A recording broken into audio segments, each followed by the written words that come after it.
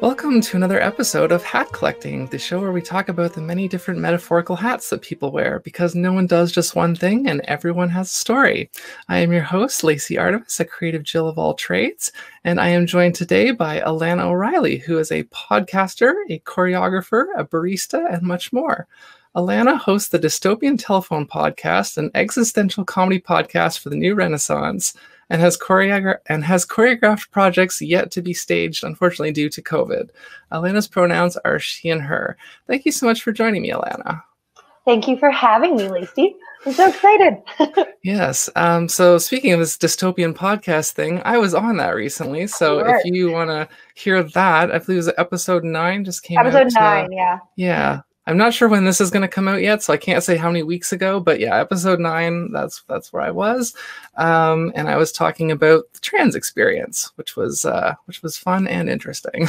So yeah, the way that I like to start this show is a lot of my guests are living in Toronto or grew up in Toronto, and I'm trying to get past that eventually. But for now, I still do ask, where did you grow up?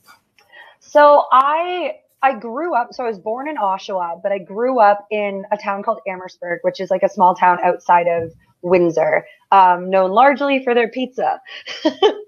It's a cute little town. For the longest time, it was like Canada's safest community. I don't know if it still holds that title, but we have a big old sign on the way into town that says that, urging crime to like come. So yes, that is where I grew up. Largely was in Amherstburg, which is also in Ontario. Yes. And would you say, do you think there's any, I guess because it's kind of a smaller town, so I've been liking to ask when guests come from a smaller town, are there any kind of like small town kind of stereotypes or things like that, maybe misconceptions that you would like to maybe address? Kind of, honestly, I feel like now that I've only really been in the city for like a few years now, I think it'll be going on 3 years. And so I haven't really noticed like a ton of like stereotypes that are either right or wrong outside of just like, I guess, like the small town mindset, like small town, small mind kind of idea. And I don't want to say that's true, but I also don't want to say it's false. I don't know. I think that it's not so much the size of the town, but like the people that you find in it. Like I will say that I didn't find my people really until I moved out of a small town. But that on the same coin, like most of the people that I know and grew up with are pretty open-minded and like. Yeah. What's kind of occurring to me, I remember reading an article, it was either like last year or maybe a couple of years ago. It was an article specifically about a lot of millennials who were, flocking kind of away from Toronto because it had become too expensive, and that there was specific like smaller towns in Southern Ontario that apparently were starting to become little enclaves for artists fleeing the big city in search of like more quiet and more affordability. And so I find that really interesting because I've been in Toronto now for about 12 years, I think.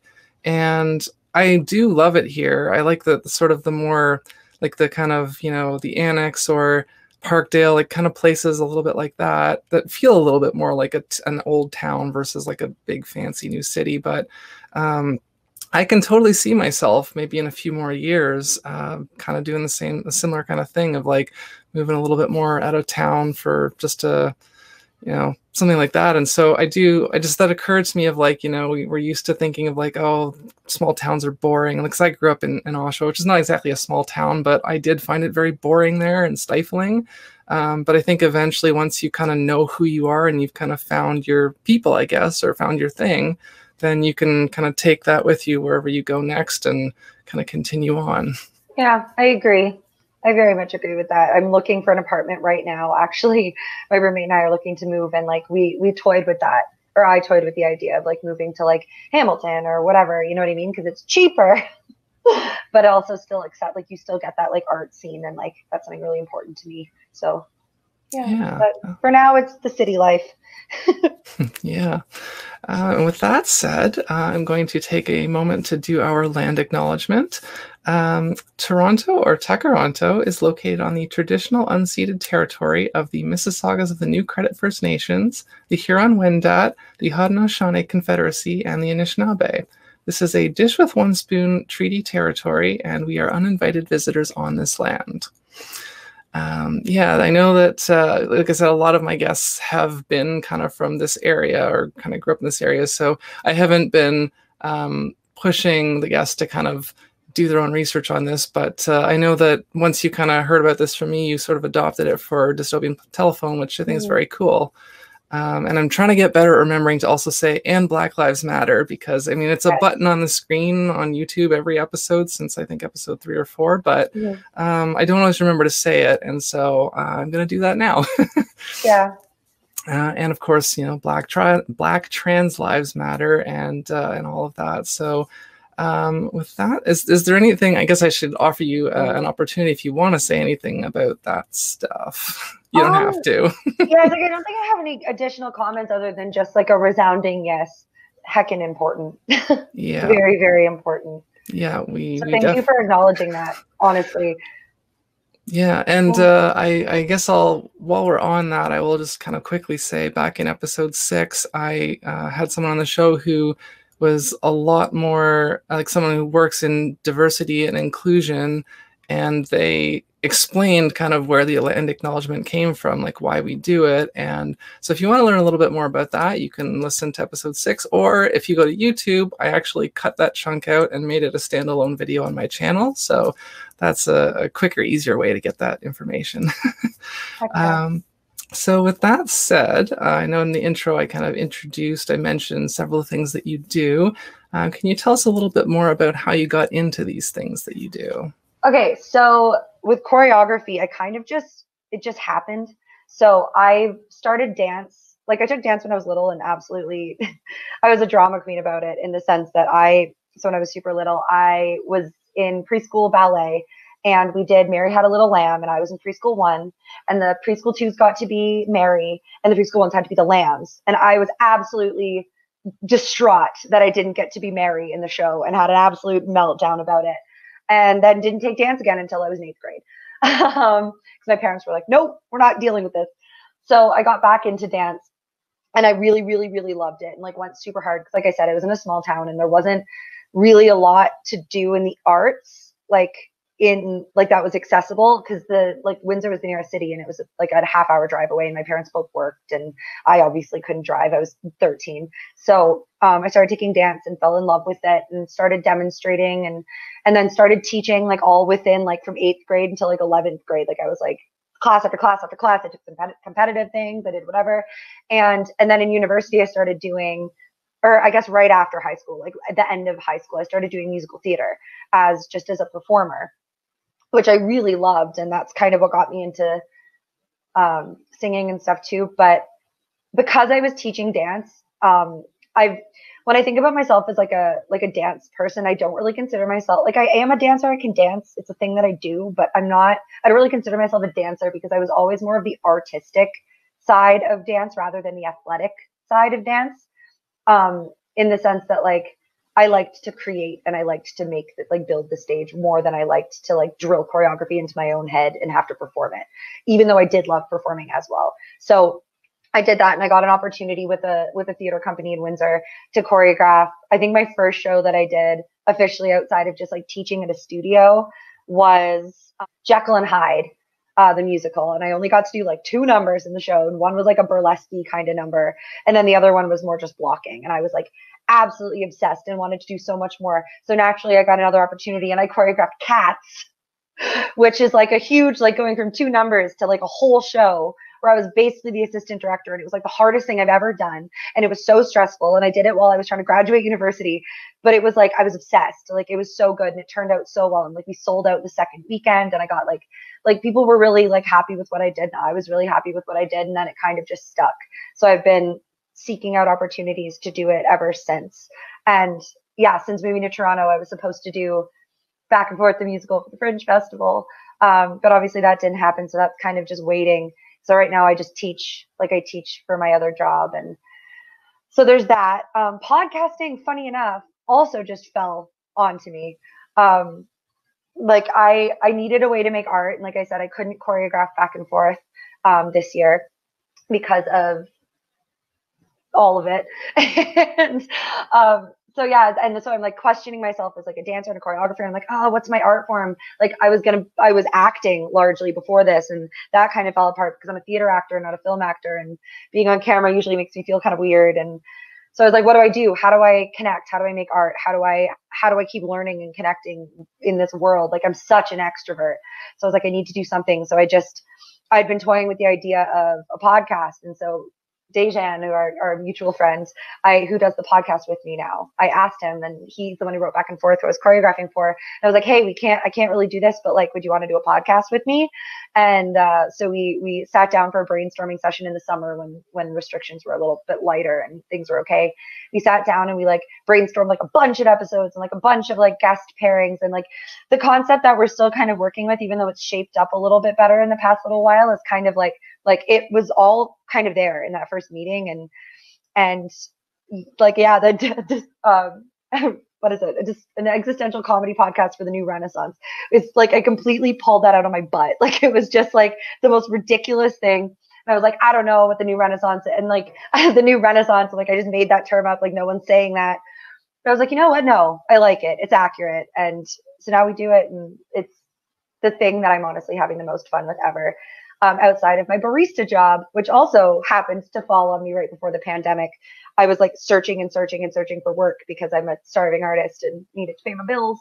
And I got hired last February and then everything fell apart. And so now I realize I actually really love being a barista in the same way that I feel like I would love bartending. And I just like that, like social connection. Like I actually really like going to work every day, and it's like my little family through all of this. So getting my barista job like early on in the pandemic was actually such a like weird blessing in disguise, because they're like my little family. So yeah, those are my origin stories. Yeah, no, I kind of decided, because I know that Dystopian Telephone tends to be about an hour and a half, and I usually try to keep the show around an hour, but under special circumstances, if the content is good, I say let it go a little bit longer. And so with this one, like because I kind of already have, like, I kind of know your like energy and a bit of your story, I feel like with guests like that, I can kind of dig in a little bit more. And because like for a lot of the episodes, it does kind of just end up being like an interview, and I called it a talk show, and I've stopped calling it that just because it won't always be like that interactive, but I do actually want to be able to have more discourse, which is kind of why the question set is still evolving, and I'm trying to find ways to kind of, anyways. But yeah, I remember when Dejan first kind of told me about your podcast idea, and I hadn't even started mine yet, and it's like, oh wow, there's a lot of kind of crossover similarity here. And it's interesting you mentioned the Renaissance too, because that's been kind of a running theme in my life with I don't know if you've ever heard of like scanners or multipotentialites or Renaissance souls. Yeah, I have. Yeah. I discovered that concept, I don't know, maybe like a decade, maybe not quite a decade ago, but a while ago. And it kind of gave me this like this label, I guess, or this it gave me an answer for like, what am I and why am I struggling so much? And a lot of the projects that I've started or have tried have been around, and this one is like kind of really the epitome of it, because it originally started that I wanted to interview other generalists, other like Renaissance people who kind of do a bunch of different things and aren't happy doing just one thing and can't be that, prototypical good little capitalist. And but then I realized that would be way too, like, it needed to have broader appeal. And so it evolved into just a list of questions that anyone can answer about their kind of story and their journey, and just what insights can kind of come out of that. And so I think in a way, even though our shows are distinctly different, there's still kind of there's an underlying link between them, which I think is really cute. Absolutely. Right, though, there is. And like, it's funny that you say that. Like, I remember seeing the multipotentialite. I'd never heard that term before until like this past year. And I saw the TED Talk. I cannot think of their name, but someone does a TED Talk about it. And I remember watching it and just like, I just started sobbing because I was like, that's me. I was like, oh my gosh. Because I've never known, like I'm all over the place. I do so many things. It's absurd. I can't even pick two. Like, yeah. And like that is, again, a big part of why I do this show, because I got so frustrated after so many years of just like, well, all of my passions are like creative and artistic, but I can't make a living from that. And, but I still want to do them anyways. And, but how can I find a way to kind of combine my like love of learning and of sharing information and of being creative and hopefully being inspirational and meeting and talking to interesting, cool people.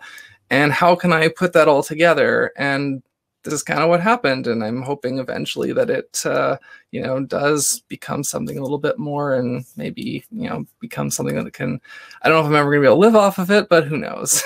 But, right. And like, yeah, well, always, I feel like when it comes to like money, and something I've just kind of come to is like, I'll figure it out. I'll figure the money part out. There's always something you can do to make money. And like I'm going back and forth in my head about monetizing. Like I'm trying to monetize a little bit. Like I'm trying to get a Patreon up, and I have this mental block around it because I'm like, oh, like, but it's my art. But I'm like, I want to be an artist. So I have to figure out how to monetize it at some point. That's like the whole point, but not the whole point. It's not the whole point. And I think that's what I keep coming back to is like, even if it's monetized, like it's not monetizing my personality. Like that's what it feels like. But really it's like, I'm trying to find a way to keep doing what drives me, because like money has never been my motivator. And when money is the only motivator that I have to keep me going, I tend to just not thrive and not do the thing. And I've never really understood like when that's people's main motivator in life. Like I wish I could sometimes, but it doesn't work for me. Yeah. So yeah. I'm actually going to, oh wait, I thought I had the question missing. I'm I think I'm asking these slightly out of order, but I'll worry about that later. I wanted to, just because we're kind of on that topic. And so I wanted to ask now, maybe aside from, because I feel like that was kind of the answer to this question in a way, but like, what would you say maybe aside from that would have been one of the biggest obstacles for you to kind of getting to where you are sooner, where you wanted to be sooner? It's funny because when I was reading these over, the answers in my head were A, money, but B, I think like, and I know this is very cliche, but like caring what other people think. Like I've spent so much of my life being so hung up on like other people's perceptions of me and just comparing myself to other people. And it's still something I struggle with from just like an anxiety perspective. But I think that, yeah, that was always the biggest thing, is that fear of like failure, that fear of failing, not overtly, but in other people's eyes, and like not being enough. So like I feel like I didn't take chances on myself as much as I could have. And I fell into a lot of really like kind of sketchy situations in particularly in musical theater back in the day, just because I was so hung up on like, these people need to like me, and if they don't, then I am doing something wrong. And I've kind of come to realize like, no, if everyone likes you, that's kind of when you're doing something wrong, because you can't be authentic and have everybody like you. And I think that so I've started to almost like find that like moment of joy and like, okay, when I don't resonate with somebody, to be able to take a look at myself and think, am I proud of what I'm doing? And do I still ascribe to what I'm doing, even if they don't? And I find that like my voice is a lot easier to access. And because of that, it's a lot easier to like do things like start a podcast, which I don't think I ever would have had the guts to do before this year. So that's that. Did you, we can potentially cut this part out maybe, but I didn't know if you wanted to talk a little bit about sort of the actual genesis of the dystopian telephone concept. Sure. Yeah.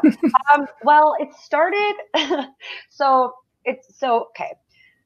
I'll try and keep it quick. So to start, at the very beginning of the pandemic last March, I was living with my roommate and a partner, and I'm sure he would agree, we probably shouldn't have moved in together. We were not doing great. Like it was just not a good match, I guess, but we panicked because like we were like, oh, we have to move, so I guess we're moving together, yay. And then the pandemic took us out pretty quick. So I was living with my ex, and he was living with me, and it was like super turbulent. And my thing that I usually, even though we ended and it was a good thing that we did, I wasn't like necessarily heartbroken, but like a breakup is still something that you have to deal with. So I was like, I need something to do. And I usually, like the last time I went through a hard breakup, I literally up and moved to Toronto to become an actor. which whatever. But in the time before that, I threw myself in musical theater and whatever. And I was like, I don't have a project. There's nothing for me to throw myself into right now. So I made one. And it started out as, it was like a collaborative arts project, kind of like, I always forget what it's called. It's like a French name, but like, you know, when you have like a drawing of like a body, and like you pass it around and like someone draws the head and someone draws the arm and someone draws the leg and someone draws whatever. And you just like keep passing the piece of art around until you get like a cute little like collage of different people's art. That's kind of what it was. And I called it Multimedia Broken Telephone for the Modern Dystopian Artist, which is such a mouthful. And it eventually just got shortened down to Dystopian Telephone, which I loved the ring of. I really love, like I write poetry too. And so I really love words. And I love when words sound good together. And I really just, Dystopian Telephone has such a lovely little like ring to it. And so after that project ended, like we did the whole thing. It was like super fun. We did like a little mini film festival of it. It was like music. What were the elements? It was music, visual art, movement, and writing. And then the last one was editing. So everyone got to edit together like a cute little film. And then we had like our little like viewing thing. And I was like, now it's done. I don't know if I'm going to do it again. It was a lot of like work, but I was like, I did a project. I did a thing. I finished it. And it the whole time. And I was like, oh, okay. And then when I started, I was like, I need something to do.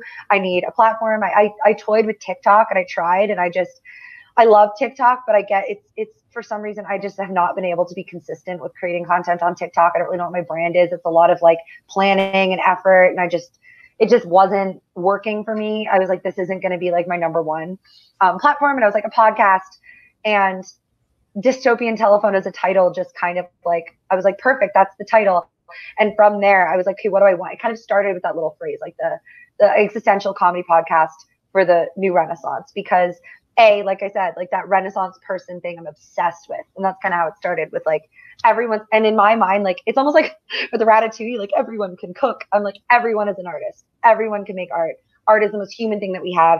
And I want to bring people on no matter what they do. And I want, like, this is them making art, just coming and talking about what brings them joy is like artful in its own right. And anyway, so that's kind of how it started. And with like the dystopian, I'm like, we live in a dystopian nightmare. Like everything is bad, but there's beauty in the world. Like there's a lot of beauty in the world. And I don't know, I guess like for me, like I said, I'm a major extrovert. Like, I don't know if anyone knows like the Myers-Briggs, but I'm an ENFJ. So I'm like an extroverted, intuitive, judging feeling. Like I'm like, I don't do it in isolation. It's funny because I'm an INFJ. Yes, that actually doesn't surprise me at all. My sister's an INFJ. One of my closest friends is an INFJ.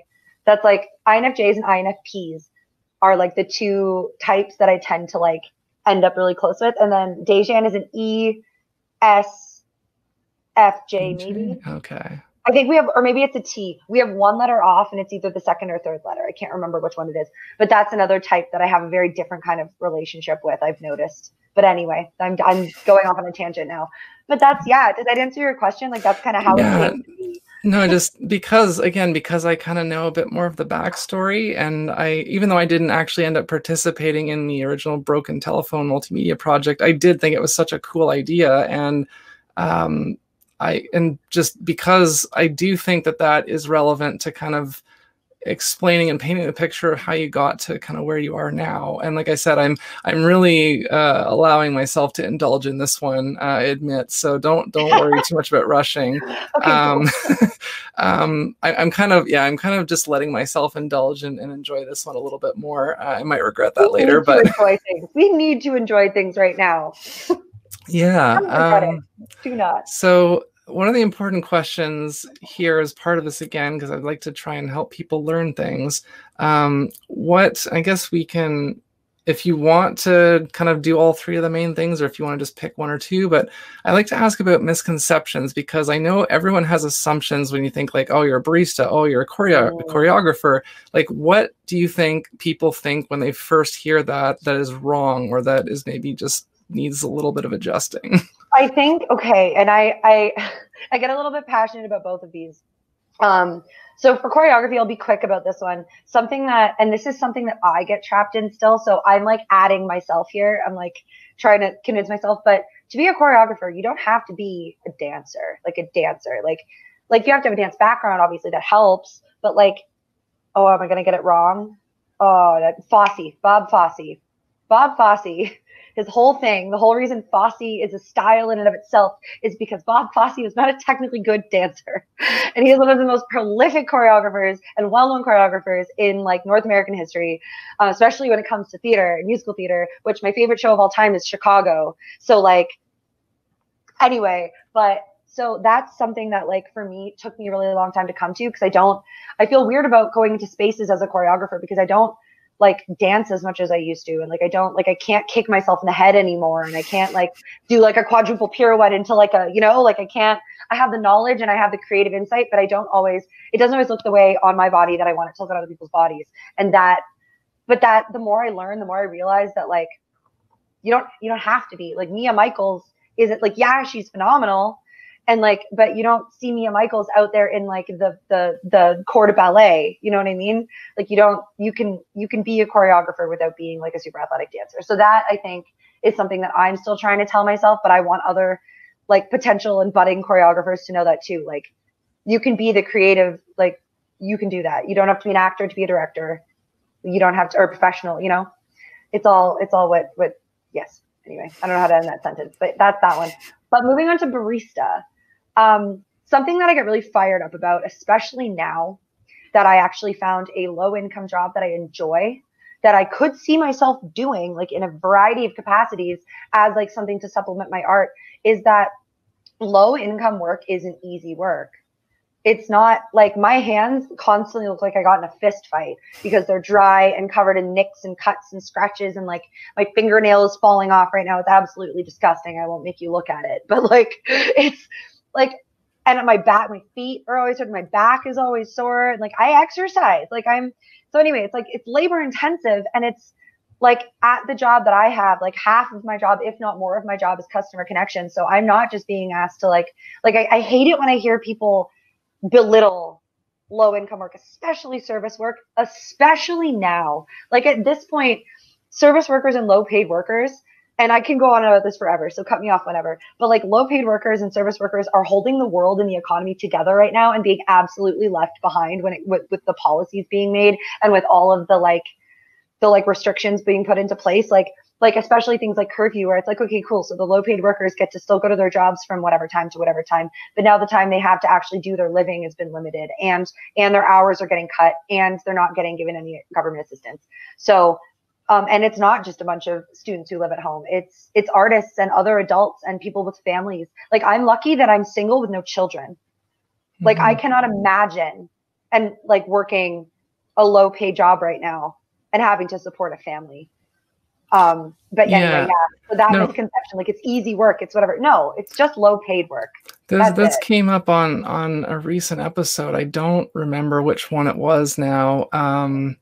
But yeah, it was like, because my first job ever was at a Wendy's, and I have worked at several different restaurants. And like, yeah, I kind of went on a little mini rant myself, because people were like, oh yeah, how hard is flipping a burger? It's like, but you're not just flipping a burger. There's so much more than that. Like, oh my gosh. And like, yeah, you're all getting like grease burns, and you're like, running around, and like, yeah, it's definitely, and I've said this before, I feel like the jobs that pay the least, I think, not in every case, but in a lot of cases, they actually are the hardest jobs and the ones that pay the best. I mean, it's maybe a different type of difficulty, because obviously working construction is different than being a lawyer, but like, and skill sets and things, and like things that require like a longer time in school, like things like being doctors and lawyers, and obviously. But I think this is why it's important that we should have like that minimum wage should be a livable wage, because then it doesn't matter what you're doing, you can still live comfortably. And this is where the whole class warfare comes in. We won't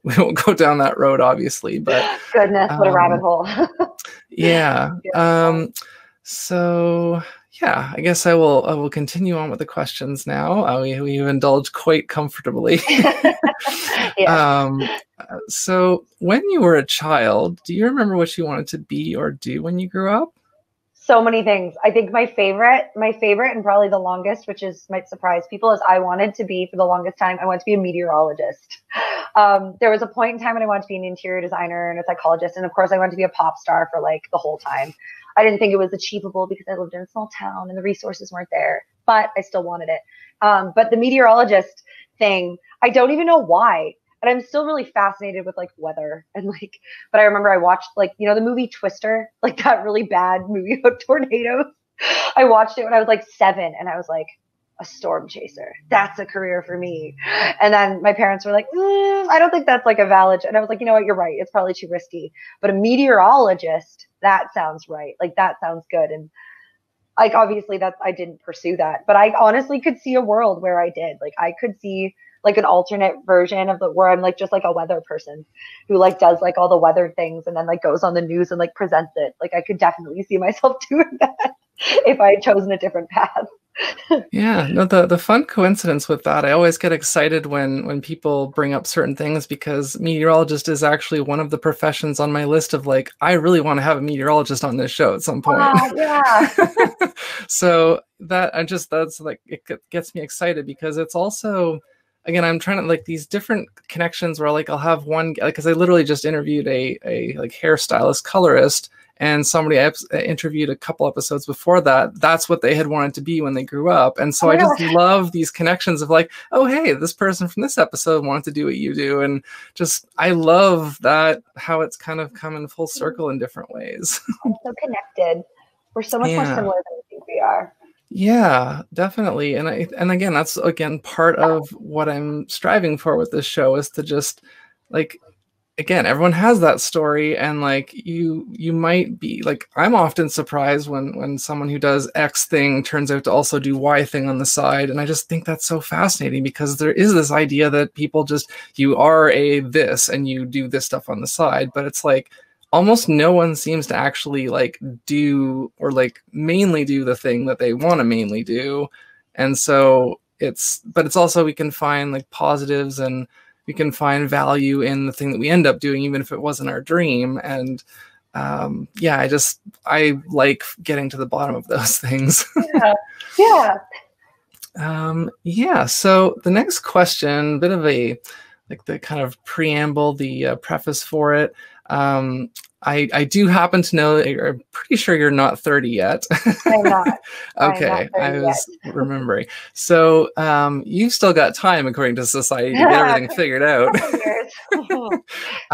But if you're on a path now that it sounds like you're on a path that you feel pretty good about, what age were you at? I guess there's sort of two parts. So what age were you at when you kind of first sort of got onto this path that you're happy on? And I guess also maybe in a couple of years, where do you hope that you'll be when you kind of get to that magical age?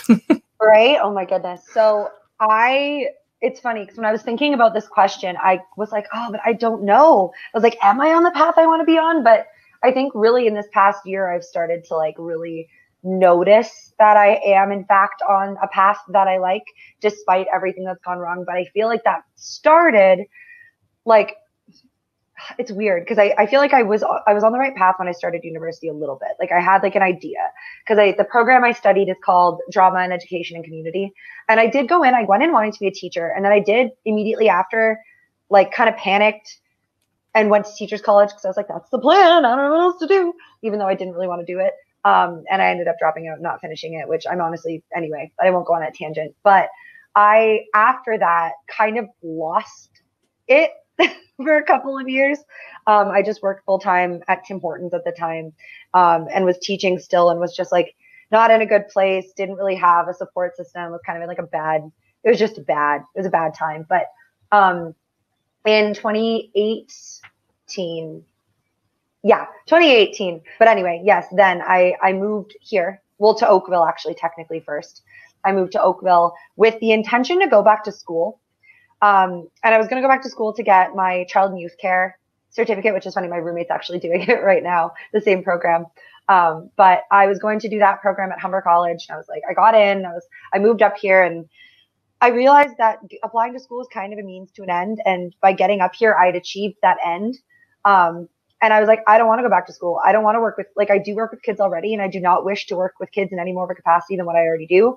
Why am I doing this program? So instead, I enrolled for class at Second City. I enrolled in an acting class because I had fallen out of acting and things. I was in like it was just a weird situation, but I fell out of like all of my arts. And I was like, I want to get back to the arts because I miss the arts like so much. And so I took that acting class and went to one class, and I was like, I'm not going back to school. I'm going to become an actor.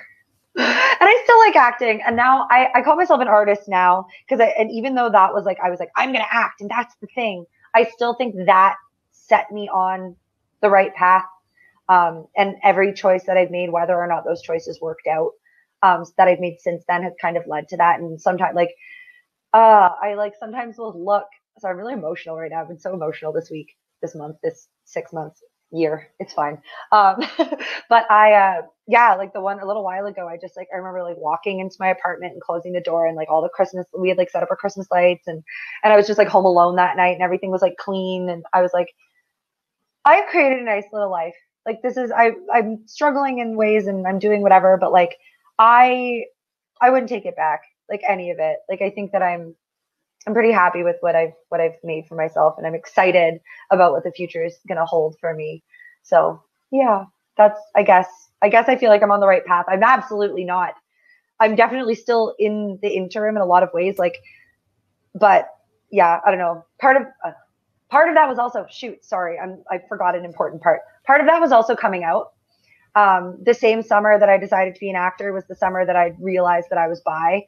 And I came out at a drag show, did nothing really came of it for 2 years. But I like to look back and think like, yeah, I moved, changed, like decided to become an artist and came out all in the same summer. And now those three things have took my life into my own hands, I guess, and kind of stopped listening as much to what other people thought. And that took longer to actually sink in. But yeah, summer 2018 was like the jumping off point for me.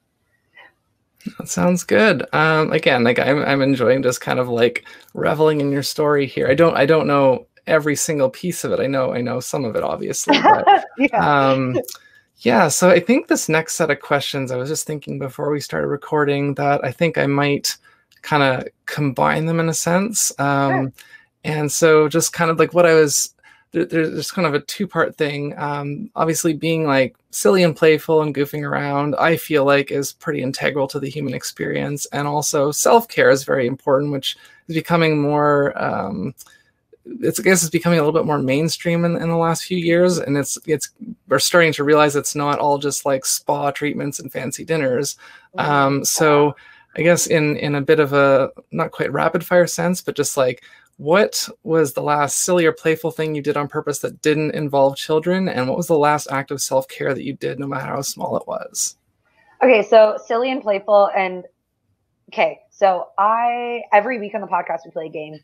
And it's my favorite part of the show. My roommate comes up with them. They're always like a funny little word game related to the topic. And I absolutely love it. I love like the last one we did, I kind of found myself in like a role of like a weird American Idol judge. And like just being silly in that regard is amazing. And even just sharing silly things. Like I'm such a big proponent of like play. Like play is so important. And so I guess that's my answer for that is I do silly things every day, but the last big one was probably podcast things. And I try and make that a regular part of my life. And as far as self-care goes, I just was actually, funny enough, was talking to my therapist about this today, in the sense that like self-care can just be getting dressed and walking around your plaza. Self-care can just be like giving yourself permission to be quiet and not talk to, and like say no to a phone call. Saying no can be self-care. And I think that like there's a lot of like, I'm like very obvious. I do a lot, and it's an overwhelming time to exist, obviously. And so I've been like trying to find moments for self-care every day, and the big self-care things like doing a yoga class or like making a green smoothie or cleaning the whole kitchen or whatever. Those things aren't as accessible to me right now. And I'm sure a lot of people can relate to that. Like the anxiety depression combo pack that I was assigned, is making that really difficult. But it's the really, really small things, and just giving yourself permission to revel in those little tiny things that you give yourself, and being grateful to yourself. I think that's part of it. It's just like being grateful for the things that you can give yourself, no matter how small. So another question that I like to ask of my guests, because I'm, again, this show is about kind of learning and sharing things that we learn. What was the last new thing that you learned, and what is something that you would still like to learn, whether it's a skill or a piece of information or whatever? So this one I was like struggling with, and then I realized I was like, you know what? Like the last thing I learned, and I'm still learning, is literally how to podcast. Because I was like, what have I learned? Like weird little things at work, I guess, and like whatever. But yeah, no, like podcasting, and like I've also been reading a book that I don't know if it's appropriate to mention, but basically it's about shadow work. So it's about like just like so that's been cool. I've been reading a couple books slowly but surely. I'm not amazing at reading. Like I have a hard time being focused on reading these days. But I've been reading, one book is called The Body Keeps the Score, which is just about trauma. So that's been really good and interesting, and learning about just mental health stuff. Like I'm like learning about, but whatever. So other than that though, I think the most important thing is really just like how to exist in a digital world. Cause I've fought tooth and nail against it in like a weird way for a really long time. And I don't love connecting with people virtually. Like it's even still like I've been equating it to drinking decaf coffee, because like I'm still having coffee, I guess, but like I'm not getting the same fulfillment out of it as I would if it was fully caffeinated coffee. And that's how I find a lot of digital communication to be. But and same with teaching online, but I've been forced to adapt. So I'm teaching like Zoom dance and drama tomorrow. And I've had to learn how to like, there's like Jungle Run is like a drama game I can play, and like how to like teaching how to like or learning how to like teach through Zoom, and how to like create a podcast and how to do things digital in like the digital world that like I didn't even know how to buy a domain name before. And now I know that you can just like buy, like there's just this whole new world for me that like I feel like I haven't learned all that much. Well, that's not true. I've learned a lot so far, but I do feel like I have a lot more to learn in that realm as well. Yeah, but something else that I guess the other part of the question was something I want to learn. Yeah, I feel like I can say this. So it's like, it's not like overtly like, but I really want to take like classes in like either aerials or like pole, like for like the fun, like aerial, like the like circusy things. Like right before all of this, that was kind of what I was wanting to do, is like I was going to go back and take some dance classes. But now that the longer I've had to think about it, I'm like, I've taken dance. I like dance. It's fun. It's cool. But really what I want to do is learn something new. So like, I'm really like hyped, either like a pole fit class or like an aerial, like silk, so like the big, like circly one, or like, you know what I mean? Like circusy classes. Cause I love acro and I love like gymnastics, but it was never something that I did as much growing up. Like I did it when I was really little, but like, so like I can do a cartwheel and like a shoulder roll and like little things. And like I do yoga. So like I'm really pretty into yoga as well. Like I want to eventually get my teacher certification when I have the time and resources to be able to do that. But I think that would be a fun like hobby that doesn't have to have a means to an end, that I could just do for fun, to just like bring all of my joys together. And yeah, so that's something I want to learn. Like that's like a post-COVID goal of mine, is to take some kind of circusy class. It's again, this happens occasionally when the guest will mention something, and because you kind of mentioned, I don't know if you were alluding to like pole dancing when you said pole. Okay. Yeah. That was something, I guess, about 3 or maybe 4 years ago. Like, because there are so many things that I'm interested in, I want to try, even if just once. And like, there was a time, and I still kind of am curious to try a pole dancing class. I just never have actually gotten around to doing one. Yeah. I had a friend whose parents had one when I was in high school. And like, it's so fun. It's so just fun. It's such a fun thing to do. And I would love to take a class or a bunch of classes. But yeah. Yeah, no, that's cool. So this next question tends to, I find, give some pretty interesting answers. I like to ask this kind of concept because like we have our left brain and our right brain, and there's a lot of different kind of dualities that make up the human experience. And to kind of keep it in the theme of hats, metaphorical hats, what would you say are maybe your two most dissimilar hats, and hats being skills or interests? Oh, I was having a hard time with this one too, because I feel like there's like a weird little like spider web thread that connects everything that I do. So I'm like this, oh, but it's similar to this. Oh, but it's similar. But I feel like realistically, and I was thinking about it when coming into this, because my podcast is not a child appropriate podcast. Like it's an explicit show. I want to be very clear. If anyone's listening to this who knows me in like a different context, it is not like the sunshine. It is sunshine and rainbows, but it's like edgy sunshine and rainbows. I don't know what I'm saying anymore. But I think that like the podcast version of me, and then like the me that I bring to like teaching kids, even though they're very similar, I think that they would still have to be my two most dissimilar hats, because I do have like this like birthday party clown persona almost, I find, because I am very like the goodness darn golly, you know, like I have all these little filler words because I have a hard time not swearing. And I think I'm doing pretty well on this one. I shouldn't say I have a hard time.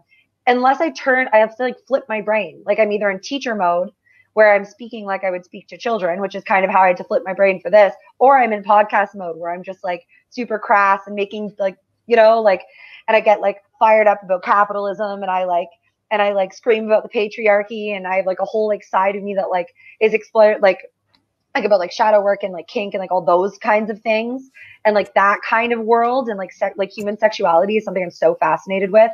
So like that part of me that's very explicit versus like the part of me that teaches kids and the part of me that like comes on, you know, like I think that those, because it always shocks people because I am very like bubbly and like I give off, like I've been told on multiple occasions that I give off like kindergarten teacher vibes but I'm like, that to me is almost surprising, but I realize that it is absolutely like a persona. It's like a version of myself that I put on like for like the public, I guess. And yeah, so I think those like but whereas the podcast is just like, I don't hide all that much on the podcast. Like it is honestly the most authentic thing I've ever put out, which is why it's so scary. And then there's me teaching, which is also oddly scary to share because it's a version of myself that usually is only seen by children and my employers. So yeah, does that make sense, I think? It absolutely does. And as I'm sure won't surprise you, I can definitely relate to that as well. And like, I made the conscious choice to keep the main show PG. When we get to the bonus, you can swear all you want. But again, because I wanted this to be accessible to any audience, that was a choice that I made. Like I've had people swear, I just censor it. But just, yeah, I want, because I mean, not that I necessarily expect that this show is going to end up getting shown in like classrooms. That would be awesome. That would just make me so proud. But I get what you mean, because like I have explored like the kink world and like also being on like the asexual spectrum.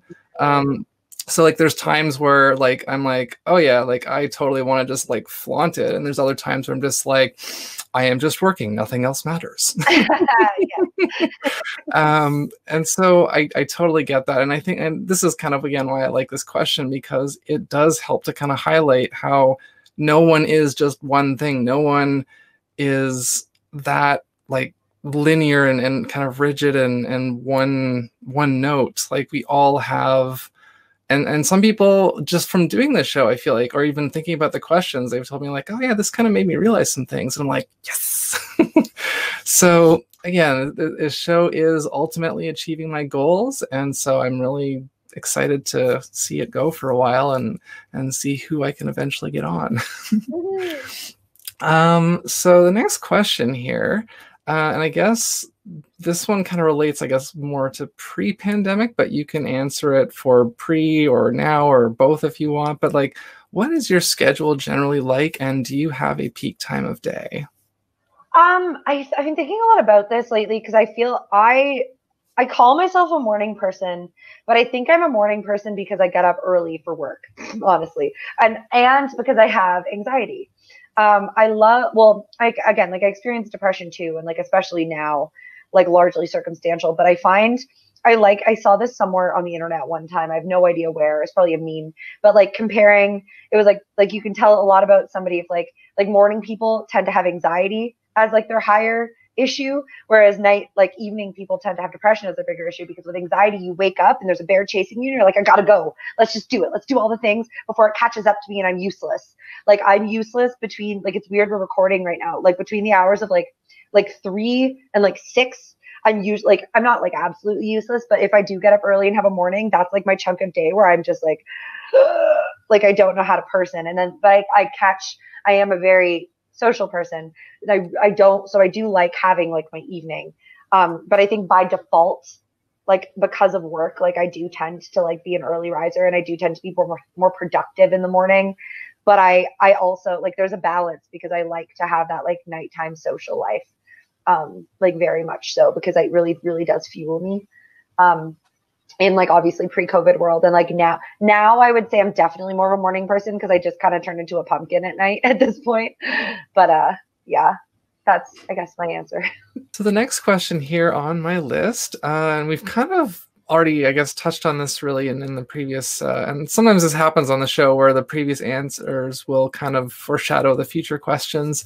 But I've been asking about, and this is partly inspired by you and your podcast, because yeah, so I talk about like silver linings, because obviously the pandemic disrupted everyone in some way, some people more than others, but I'm hearing a lot, even before I started doing this show and getting more and more kind of evidence to support the point, I was hearing from friends online that the kind of the shutdown has had some upsides to it, like getting to kind of figure out what really matters to you, or getting to try something finally and different things like that. So obviously you started the podcast, which is a huge thing.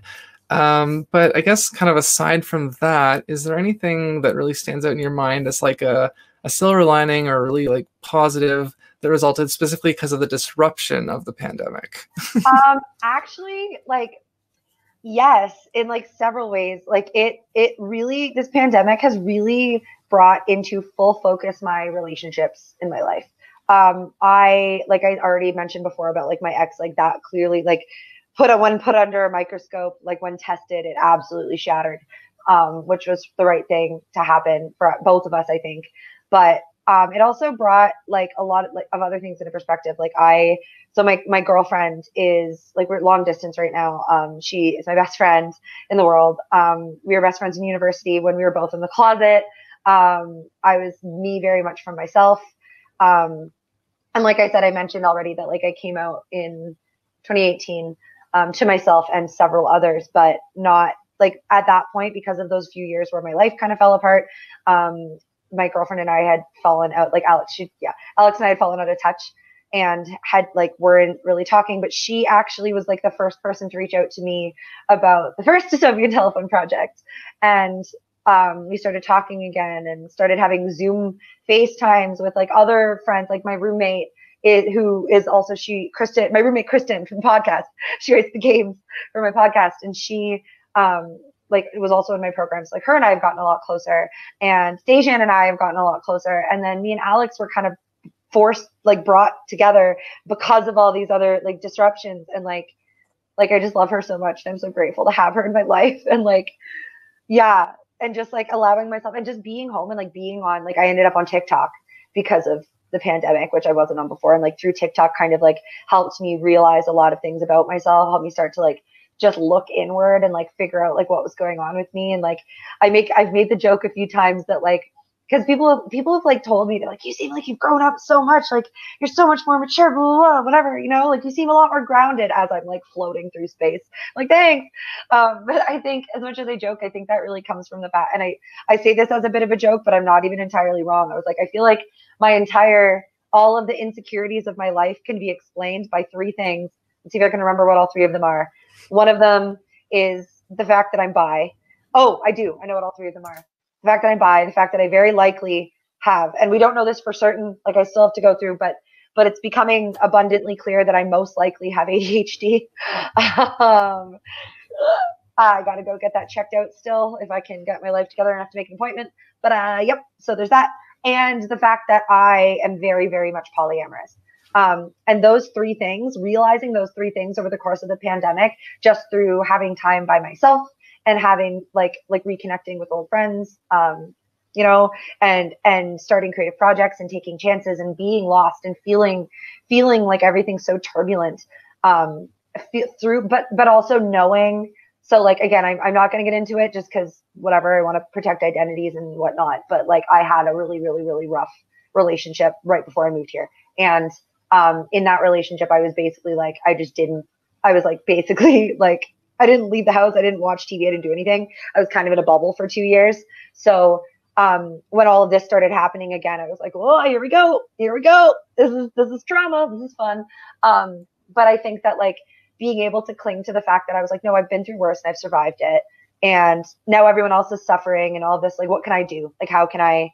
Yeah. So anyway, I think that the question was what the silver lining is. And I think that that's just like connection and relationships and community, like the importance of, and even for everybody else, I think everyone else is like start on the same coin. Like everyone else has started to become more gentle with not everyone, but a lot of people have become a lot more gentle with one another and started to really understand the value of community and human connection. And I think that's going to carry forth. And I think it's already shown, it's been very clear in a lot of places in the world on the micro and the macro scale. And I think it's going to continue to because that's not going to go away. Like everyone woke up, you know, like I feel like it gets called that a lot, like a big awakening, but I very much ascribe to that because I see it in myself and I see it in everyone around me and I see it everywhere I go. So that's, as much as things are really hard, that to me is like the biggest silver lining. Very nice. Yeah. Yeah, absolutely. So again, like a lot of these questions, I'm realizing more and more that the answers are kind of like bleeding into each other, which makes sense because they're all related. But so the next question specifically, like it started out talking specifically about mental health, but a couple of people have had like brought up like, you know, like chronic illnesses or like physical issues. So kind of any like physical, yeah, any kind of, well, no, mental is not the, sorry, any kind of like health issue that you are like comfortable talking about more specifically. We do generally focus on the mental health, but like, you know, whatever you want to talk about, like No, what good, issues, yeah. what issues have you dealt with and how have you worked through them? I've been pretty fortunate when it comes to physical health overall, but mental, my mental health is turbulent. It's frustrating because I don't have any formal diagnoses because as a kid, I went to the doctor a lot as a kid and was told I had anxiety a lot, but I never, because it was like the 90s and early 2000s, like I didn't like, or I guess not 90s. I guess it really started when I moved, like largely like that's when it started to become, well, no, that's not true either. Let me backtrack. Yeah. It's like, I've always had really high anxiety. Like a lot of the time, like as a kid, it would present in stomach aches, as it does, stomach aches and not wanting to go to school and, you know, and like little, like weird, like little rituals, like things that almost like OCD-esque, like symptoms that now, again, back to the ADHD theory, all of them make a lot of sense in the context of ADHD, which again, I don't know that I have, but I'm going to be seeking an assessment to see. But on top of that, so there's that, like that was like, so anxiety has kind of been the biggest thing for me. And I've had various coping mechanisms over the years. Now unfortunately, I'm a very much like muscle through kind of person. And because of my disposition, I have this tendency to, the worse my mental health is, the more I like mask and fawn and try and make sure everyone knows, like thinks that I'm okay. And that has obviously not been great historically, to the point that like I had to learn, by being treated like absolute trash and by being not considered at all. And by throwing myself into like situations and relationships where I was being taken advantage of, like largely it took going through that for like years and years and years for me to finally wake up and realize like, wait a minute, I have worth. And like my anxiety doesn't make me less worthy. And like but anyway, and like, I forget. Yeah. Sorry. Now yes.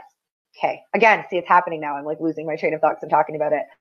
Which I'm very open about my mental health, I will say. Like I like to talk about these things because I think it's important, that people are able to talk about them, because I haven't always been able to talk about them openly, and I felt shamed for a lot of these things in my life. But like I also now have a lot of something that I want to mention and I want focus to be brought to is, again, I don't have a formal diagnosis of this, but I am working on it with my therapist. So like the symptoms are there, but something that I don't think people know a lot about is complex PTSD. So people know a lot about PTSD, like regular PTSD, the kind that comes from like a traumatic event happening to you. And then like some time goes by and then your brain doesn't recover and you start going through all things that you go through. But with complex PTSD, it's a little bit different. Like now I've noticed like in the past, again, since I came up here and I moved and whatever, the problems I've been having have been largely like things with memory and things with like my ability to actually have like a solid conversation and like getting like literally like getting triggered by things a lot more frequently than I am used to, and having my fight or flight response active a lot of the time. Like there will be days where I wake up and I'm just like, okay, so we're doing hypervigilance today. A penny dropping is going to startle me. Like, that's what we're doing today. Cool. And like so I think like the biggest thing as far as like dealing with it goes, and I'm still working on it. Like I'm working on it. Like, thank goodness I have access. Like, my job provides me with phenomenal, like, I'm so lucky. It provides me with phenomenal mental health insurance. So like, I'm able to see a therapist regularly now, finally, after years of not having the resources that I needed, and just trying to muscle through on my own with limited success. I'm finally talking to a therapist. I'm finally like actually starting, like, I journal and like all of those things. But like, as far as dealing with it goes, I think that like the biggest thing is just that visibility, right? Like, being able to talk about it. Like, I think back a lot to like the lowest points in my life where I didn't have a support system and I was very much trapped in a really like abusive situation. And I think about the fact that like the hardest part was having to live a double life. And then I started to realize that like I still kind of do that. And I still kind of did that. And even now, like, I'm a lot more open about things because I have to be, because the world is on fire and like things are hard. And like, but I'm perfectly open. Like, I'll admit I cried for like 3 hours this morning because just things were heavy. And then I took a shower and I did what I had to do. And like, I think it's just that it's like, and like I mentioned earlier, like taking little moments to just take care of yourself in whatever little way that you need, and then acknowledging that and being grateful for your ability to do that. And then just like taking that into the next moment, and then taking whatever, like if something bad happens, cool. You learn from it and you keep going, you inquire, like for me, I'm always like questioning and inquiring and trying not to assign meaning to my feelings as much. And there's so many things. I could go on forever about this, but did that answer the question? Absolutely. More that and then some. This is how my brain is. So no, it's like exactly like you said. Like I'm a very open person as well, and part of why this is in the show is because I agree it's very stigmatized, and people are generally ashamed, or they might be like, oh yeah, I've had my down times or my ruts, but like to have people, especially as I have more like maybe famous people on, because I think there's this cultural idea that successful people have like great mental health, they've never struggled or anything, and it's actually like, definitely not. No. So I kind of want people to know that like everyone does struggle in some way or another, and hearing how different people have kind of worked through it or what their experiences have been. Again, I just hope that someone else will hear that and maybe they'll find some solace, or maybe they'll find some encouragement. That's all I can really hope for. I try not to like give my own story too much on the show because it would get really repetitive. But as I have said before, I am diagnosed autistic. I am not diagnosed ADHD, but like 100% sure that that's going on, because literally if audience, people watching, even listening, if you could see, like I showed Alanna what my show notes look like and all the different like highlights and everything, and just, I have to do that. Otherwise this would be a train wreck. So I literally, yeah, I forgot to bring a fidget toy. So I've just been fidgeting with like a bobby pin this whole time. Like I need, so anyway, sorry. Yeah, I'm actually like glad that like my hands are like down out of frame, because I usually do end up kind of fidgeting with my own hands when I'm just like listening. But yeah, no, like again, it's funny how like similar we seem to be in a lot of ways, but also not terribly surprising.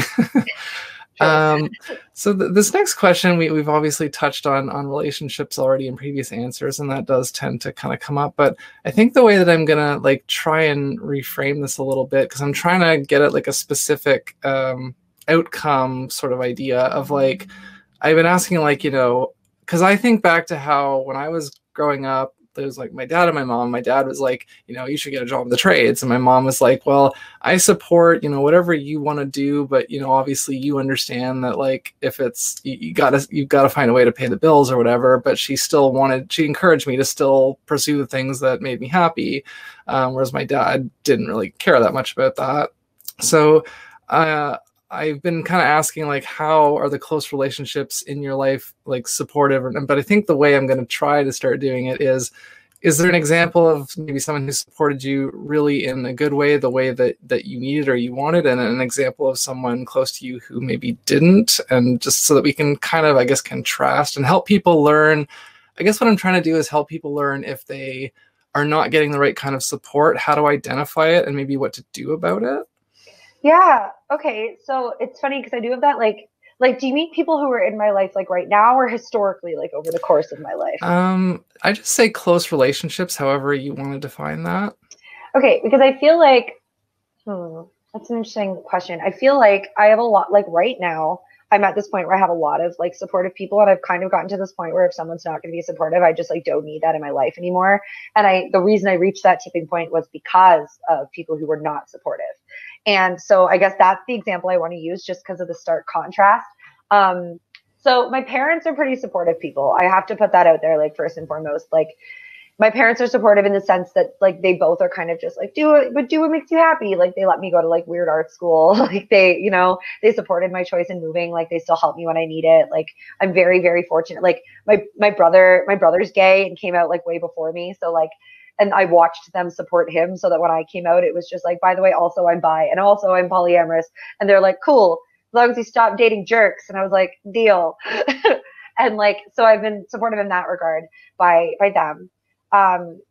But I've found that, so I'm, as we've established, a very open person and I talk a lot and I get accused of being very flirtatious. And I say acute because like I am like, it's how I like to communicate with people. Like there's no meaning behind it. It's just the way that I relate. I like to laugh. I'm an easy person to make laugh. I like to share things. I like to talk about things. I like to have a lot of close friendships. And I like to do a lot of different art and I like to make art and I like to do it. I'm a classic Aquarius in the sense that I'm just like doing my thing and I'm kind of like an odd one sometimes, but I've had like back in the day, I used to get really hung up on people who didn't support that because I felt like I was doing something wrong. And so something that ended up being very toxic to me were people who were like, ooh, you're too open. Like the classic, like Aaron Burr to Hamilton, like kind of dynamic, right? The like, say less, like talk less, don't let people in, don't wear your heart on your sleeve, don't like, and I think that from like, so that kind of like the support where it's like, no, like, I know what's best for you. Like, this is how you should, like people telling me how I should go about things with their own agenda attached. I think that's been the biggest thing. And even in other people's lives, I've noticed like support that's not constructive and the most destructive forms of support tend to be the form of support that pushes someone else's agenda. And like, I was fortunate because my parents didn't really push any agenda on me. So when that started to happen in my life, I didn't really know how to deal with it because I didn't have any real kind of like framework to like reference on that. Cause I was kind of just doing my own thing through my life until I was like 19 or 20 years old. And then all of a sudden I was like, whoa, wait, some people don't like that. And I fell really easily into it because I am very empathetic and I do absorb, I want people to like me and I want people to feel good. And I want to, so that like faux support, like, I don't really know how else to frame it. But yeah, but the best kind of support I've received has been through, again, I'm going to bring Alex up again because shout out, sup Alex, because I know you're watching this out there somewhere. But I feel like the kind of support that she and like people like Dejan and people like my roommate and people like yes, my parents, but more so like my found family, I would say. Like I will shout out my parents in this, but also like my found family and like my friends who live up in like Collingwood area nope, that's not where they live, Orangeville area. They all support me in the sense that they listen and they give me the enthusiasm. They respond to me enthusiastically when I need it, and they come at me with like truths. They're honest with me. I think just like honesty that's not self-serving and like just being there like is really just the best like kind of support there is in my opinion. And I don't know how to articulate it beyond that. I'm having a hard time putting it into words, but yeah. I think that's a great answer. And like while you were sort of talking there, like inevitably my brain, like, cause it's always sort of trying to do two things at once. I'm trying not to like lean too hard into the whole hat metaphor thing, but I was just thinking like, because as I zero in on what I think the real crux of these questions are supposed to be, for this one, my brain was just like, should I start calling this like happy hat and heavy hat? Like happy hat for the positive support and the heavy hat for the people that are like kind of weighing you down and holding you back. Yeah. But I don't know if that's too like kind of tacky? I Or kind of like it. I don't know, but then again, maybe don't take my advice because I love cheese. I'm a musical theater baby. I absolutely love the cheese, like layered on. Yeah, I don't know. I'll sit with that a little longer and see if it still seems like a good idea, tomorrow. True, true. Draft that Um, one. Put it in the drafts for now. yeah. So, yeah, the next question here, I think you may have already touched on it somewhat, but I guess we can go into a little bit more now. I preface this with, failure can be a good thing sometimes because we learn from failure, or hopefully we do. And so I like to ask, what is something significant in your life that you failed at or didn't go the way you wanted, but you learned something really important from it, and what was that?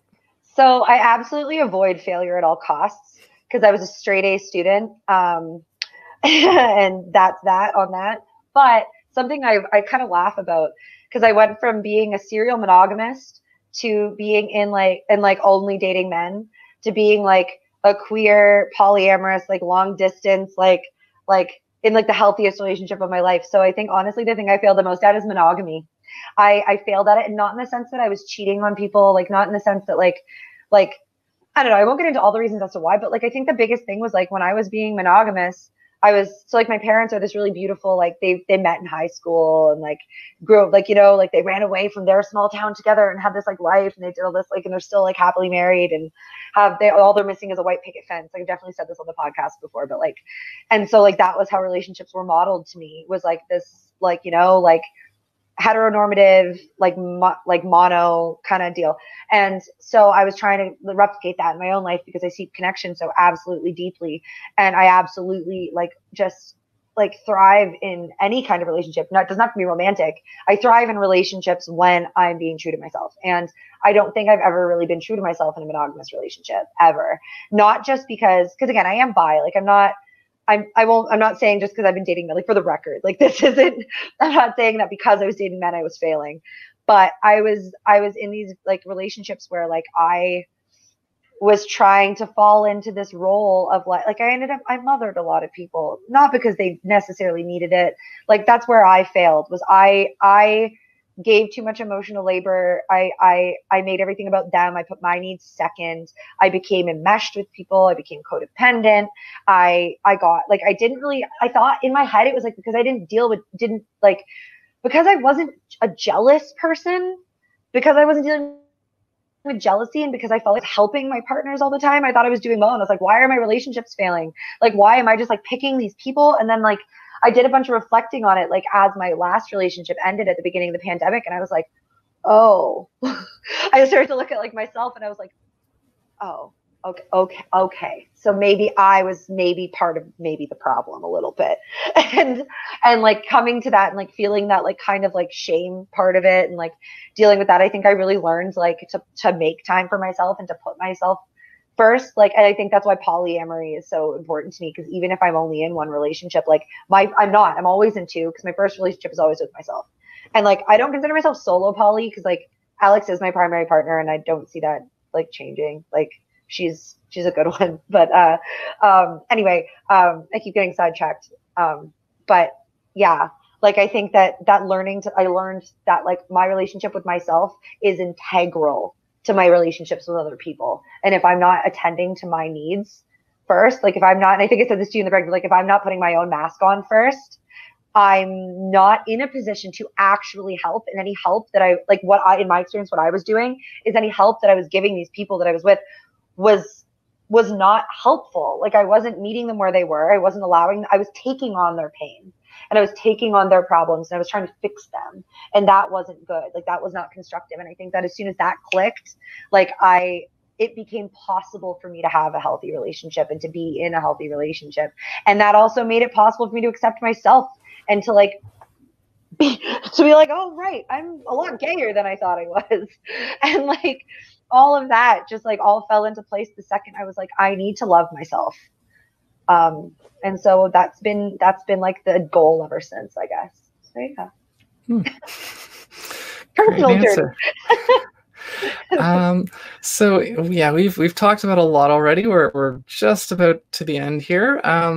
But so This next question, you've probably had a chance to think about it a little bit. I don't know if you would have any new things to say based on what's transpired here, but I like to ask for advice because, I mean, a lot of stuff comes up during the show, but maybe if to kind of ask people to like encapsulate or just to kind of say, okay, just here's some advice, just spit it out. And so I'd like to do it again because I want my audience, I want this to be beneficial for like, young people, teenagers, maybe, early 20s, for, kind of middle age, like not whatever you want to call that, I guess, sort of like in the 30 to 50 range, and then like sort of more like elders or grandparents. So you can give the same piece of advice to all three groups, or you can give each group different advice if you want to. But what advice would you give to a teenager, to a 30-year-old, and to a grandparent? Honestly, I think it's the same advice, kind of, with maybe like a different like lens. My biggest piece of advice is just like never stop learning. Never stop learning, and like admitting you're wrong is like please do. Sometimes you're gonna be wrong, and that's okay. Being wrong does, because I feel like we're kind of taught, and like especially older generations. So maybe this is like an extra shout out to anyone like over 40 or whatever. I don't know when this idea like started to shift, but like I feel like a lot of the time when I come across like older adults, like in like my parents' generation and older, I would say, I met with this mindset of like, oh, I am who I am, and like I don't want to talk about my feelings, and I don't know why they all talk like this. But anyway, like I feel like I met with that a lot, and that just sounds terrible. Like my biggest, maybe I'm projecting, but like my biggest fear is to just like be stagnant and to like stop learning and growing. And I've also found that I found the most peace and freedom and love in my life when I've been able to admit my failings and my shortcomings, because I'm a human being. And I think that a lot of people are trapped in these, like, I have no idea. I like to preface everything I say by saying I don't know anything except for what I think I know. Yeah, I think my advice would just be like always be curious and critical, and don't take yourself too seriously. Advice I'm still trying to take, to be completely honest. But yeah, be curious and open to learning and open to admitting that you're wrong, because sometimes you freaking are. You just gave me an idea. I don't think I'm going to add this to the show, but I was tempted for a second to add a question to say, what piece of advice would you, that you're not good at following yourself, do you give to other people? Because I think that's a thing. Like, it happens between me and my partner all the time. It's like, well, you tell me to do this, but then you don't do it. And it's like, well, you tell me to do this, and then you don't do it. It's like... Right. And yeah, I feel like, oh my gosh, like literally, like for me, it's like talking about my feelings, and like I apologize for crying so much. And like, but then like Alex will cry, and I'm like, no, you have to cry. Like, feel your feelings. It feels good to cry. And then I start crying, and I'm like, I'm sorry for being a burden. Like, that's, yeah. But at the end of the day, like it's a practice. Everything is a practice. That's what I tell myself. Yeah, everything absolutely. Is just a practice, and you just keep going and keep learning. So now we get to flip the script, and we get to, you've kind of already gotten to interview me and ask me some questions, but you're going to get another chance now. I don't know if I've given you the preface about what a lot of people have asked. Usually people ask, or at least several people have asked about, why I started the show and like what I hope to get out of it, which I've kind of covered a bit already, but you can ask me a question from the show, from the bonus, anything else, whatever you want.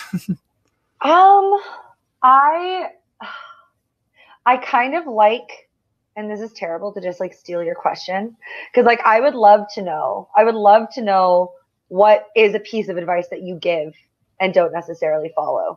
Because I think, because I was gonna actually, what I was going to ask you, I feel like this is a little bit of a gentler way to ask, because I was going to ask about the what you failed at and learned from, because I think that's really interesting. But I think this is almost like a present moment version, because it's something that you're currently not quite getting, So like, what's something that like, to be true, but can't quite practice, maybe is a better way to frame it. Well, the absolute most recent example of that just happened earlier today is that my partner has been helping out one of their best friends, someone who they say doesn't really have many other people in their life to help support them. And so my partner's been taking on a lot of extra emotional labor for this person, and my partner's not really in a great position to be doing that. And like, it's like, I've been telling her, like, that's a huge burden to put on yourself when you're already struggling.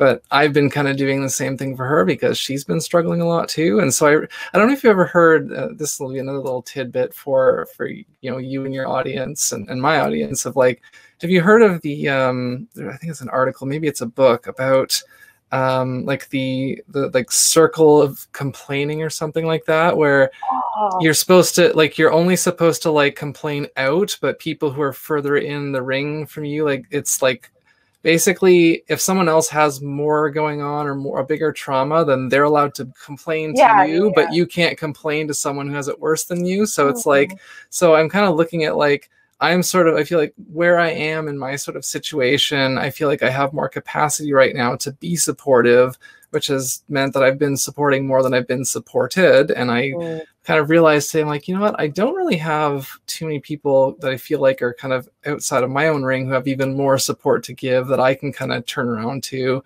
So like, basically I've just been kind of saying like, you know, me and my partner, we both need to work on kind of boundaries and not, because like, we want to help people and we're empaths, but you have to be careful with that because you can easily get burnt out.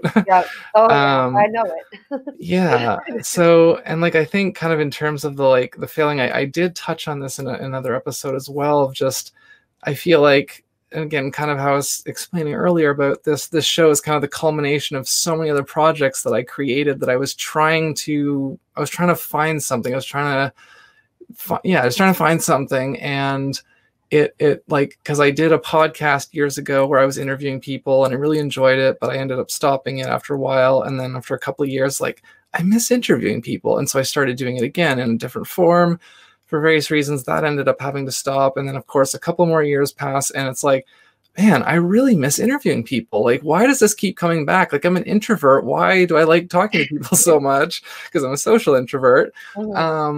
And so like I started this and it's just kind of like, so I said to someone like, it's like, I didn't clue in right away. I kind of like tried and failed and like stopped and like, okay, maybe that must not be it because I'm not still doing it. And I've kind of realized two things, like just because you start something and don't keep doing it doesn't mean that you weren't meant to do it. But also sometimes you can try something and you don't know yet that it's the right thing and you will eventually come back to it. So those are kind of my back up. So those are kind of my two answers. Good answers.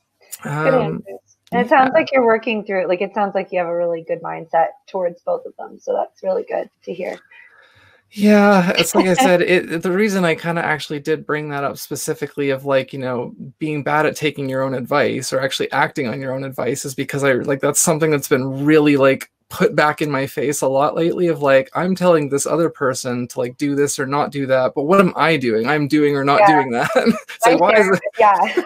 My therapist had like and I've heard this before, but I like bringing it up to people because this is my therapist has encouraged me to do, is to just like think of myself in various parts, right? Like the part of me that's giving the advice isn't necessarily the part of me that needs to be taking it, but it doesn't make either part of that any less valid. And like, it's okay that you don't always like succeed. And like that gentleness with yourself is important too. Like to be able to sit with yourself in your shortcomings as much as in your successes. Cause like, you're always going to have both. And you can't always practice what you preach all the time. It's just not realistic. Yes, that's true. So, last kind of question before we do sort of the promotional outro stuff. Are there any specific charities or causes that you would like to promote or raise awareness of? Okay, so I epically failed on this one because I forgot to actually get the resources. So I don't know. You can send them to me after the fact. I can look into. I have to find. I almost just want to say look up your local. Honestly, something that I think needs attention and resources and again, I don't, and the reason it's frustrating because I can't even think of like the services because I don't see them as much as I'd like to, but like violence against women programs. Like, I really, really, really think that like there's such a stigma around domestic violence, and there's such a stigma around people. The number of times that I've been told, you don't look like somebody who that would have happened to, just is like, it's like a punch to the gut every single time. Cause I'm like, no, who looks like they would be a victim of domestic violence? Nobody. That's the issue. Because it's so insidious, and and the resources, it's hard to find resources, and it's hard to talk about. And I think that it creates this cycle where people, like, I was really fortunate in my situation because I was able to get out, but a lot of people, and like, I didn't have kids and it was a whole thing, but like, a lot of people aren't that lucky. And I think that, like, raising awareness that it's right in front of you, and people that you care about could, like, because that's the other thing too, is like, ever since, like, the more people I talk to, the more people have had similar, like, circumstances, whether or not they're as severe doesn't matter, because it's traumatizing regardless. So I think that like that awareness of domestic violence and resources for not just women, but like, because again, like, I found, like, everybody can be a victim of domestic violence and interrelational aggression and violence. And I think that just made up that term, I think, but I think that awareness of that is really, really, really important. And that's, yeah. So I can find some resources that are actually more concrete. I wish I had thought of it before halfway through this episode, but that is a cause that means a lot to me. So. Yeah, absolutely. And that's not something I necessarily have personal experience with, but definitely people that I know do. And just because this has bothered me in the past in post-production, when I kind of think of something, but I don't remember exactly what it's called. So I looked it up, and it's called the ring theory of supporting someone through trauma. And so, yeah, the idea is that you, like, draw rings, and whoever has the, like, hardest situation, you're not allowed to, like, dump more of your problems on them. Like, they're allowed to dump outward. And that's what that's about. So yeah, I just wanted to, like, actually get that right, so that people could look it up if they wanted to. Yeah, and so with that said, we're going to do the plugs now, and I'm sure you don't have quite as many to do as I do, but I do not. I have like 2. Well, take it away. Okay, so I personally, on Instagram, I'm at alanna.bomb, so like ALANNA.BOMB. That's where I'm at. And I'm also, you can find the podcast Dystopian Telephone on Instagram as well, at Dystopian Telephone. And we're also on Spotify, Apple Podcast, Google Podcast, I think probably other platforms. Dejan is the tech guy and knows more of the platforms that we're on. But check out where you listen to podcasts. Dystopian Telephone. I think we have, by the time this comes out, we'll probably have like 12 or 13 episodes. Who knows? Yeah. But we're fun. It's a good time. Yeah, those are all the plugs I want to give. And so with that said, this is already a pretty long episode, so I think I'll keep it shorter this time. ArtemisCreates.com. I know you've heard this every time you've listened to the show. That's where all my stuff is. I actually have a physical copy of my book now, which is a brand new thing. It's called Parker and Tucker. You can get it on Amazon currently. Eventually, I'm going to look into like other places to get it, but Amazon owns like something like 65% of the ebook market. So if it wasn't on there, nobody'd be reading it. So unfortunately, I have to be on there. You've gotta. Yeah, and yeah, like I've got merch and other writings and stuff. Actually, I've got go to artemiscreates.com/books. There's that's kind of where I've like put everything sort of in one place, and the merch is on my site as well. And I'm working on some new designs, which hopefully will be out soon. And yeah, I'll let you look at the rest of it. I'll keep things rolling here. I'm starting to do a new thing here, a couple of new things actually. So I want to say to the audience first, please, if you've listened or you've watched, please leave a comment to tell me what your favorite insight or fact or just topic or whatever from this episode was. I always forget to like do like fan interaction or audience interaction. So let me know what you learned, what you liked, what you laughed at, whatever. Even if you think it sucked and it was too long and whatever, just let me know. And before we do the hats, I'm also doing a new thing here where I am having the guest do the whole like, I am so-and-so and you're watching what such and such. So if you can say your name and that you're watching hat collecting. All right. Okay, my name is Alanna O'Reilly and you're watching Hat Collecting. Thank you so much. I'm gonna just again, because I'm always looking for things that I can like kind of clip out and stitch together later to make like compilations or just put little things out there for kind of promo efforts.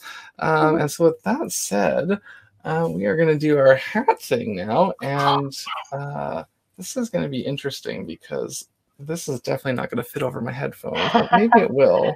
Do I reveal? Do I wait? How do we do this? Do you want to go first? Do you want me to go first? Ooh, I'll go first. And okay. Then, I don't know. Whatever. It's fine. Here, this is my hat. Has a bow on the back. Oh, that's adorable. It's summery. All right. I have a feeling that you're going to laugh at this. Yes! It's perfect. It's so good. Oh my God, is it blinking? Does it have lights on it? Yes! On the glasses. That's such a good look. Yay! Yeah, I almost forgot to. Oh, it has a buckle on it too. I didn't put it on the right way. Oh no. Hang on a second here. Oh, which way is it? It's this way. And this is why people need to watch and not just listen. Wow, this is a fun hat. Maybe I'll stop describing the hats, and then people actually have to go to YouTube to see them. If you're not watching it, why? Yeah. So when I was trying to pick out a hat, because I didn't know what you were going to wear, and I was like, okay, well, if you're going to be black and white striped, this is kind of a black and white hat of sorts, and yeah, and I kind of wanted to like use it, and then I can kind of retire it from service. This is like, I'm amazed this actually fits on my head.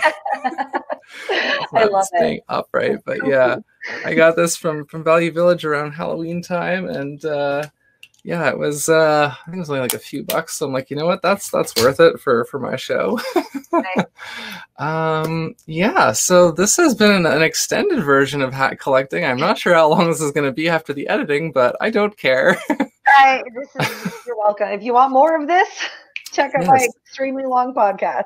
Yes. And of course, we still have to do the bonus episode, which hopefully you still have time for.